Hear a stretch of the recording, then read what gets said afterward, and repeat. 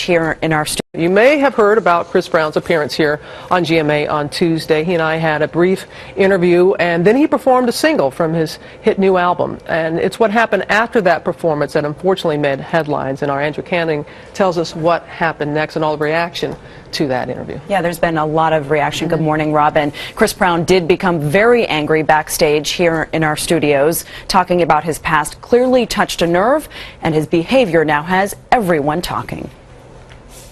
A shattered window, which Chris allegedly destroyed after he stormed off the GMA stage. There he is, shirtless, storming out of the studio. Brown reportedly used a chair to smash a window in his dressing room. I guess he's not a morning person. It's the interview that set off a firestorm. Recently, the restraining order against you that Rihanna had issued has been relaxed. Have you all seen each other, been around each other? I mean, not really. It's not really a big deal to me now as far as that situation. This album is what I want them to talk about and not the stuff that happened 2 years ago.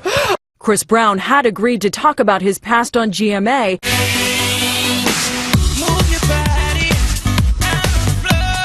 But after this performance, he grew angry and stormed backstage with his team.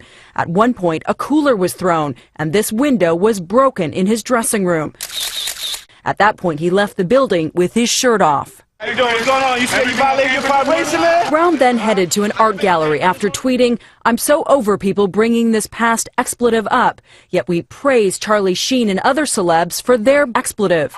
A point debated on The View. Somebody backstage said, "Oh, he's a thug, Chris Brown." And I said, "Well, why didn't you call Charlie Sheen a thug?" He is a thug, too. Well, yeah, but I've never heard that word. Late last night at his album release party, fans had this to say. We are all human. We all make mistakes. It happens. How many pairs of shoes? Robin conducted one of the first interviews with Chris Brown after his 2009 sentencing.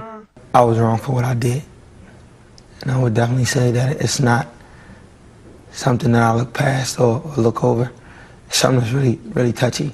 And like I said, I'm really sorry for what went down and what happened.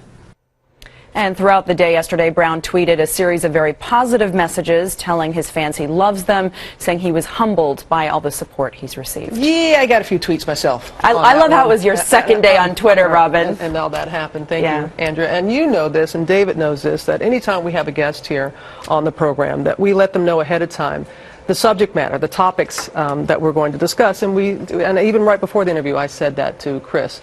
And I was shocked like everybody else because we've had a wonderful relationship. I've spent time with him, as Andrew pointed out in the piece, at his home. He was very gracious, and we had a very easy conversation. And you saw me laughing during the interview because when he was doing that, I thought he was joking about some things because of the easy relationship that we have. And I'm glad that we've extended an invitation. Would love to have him back.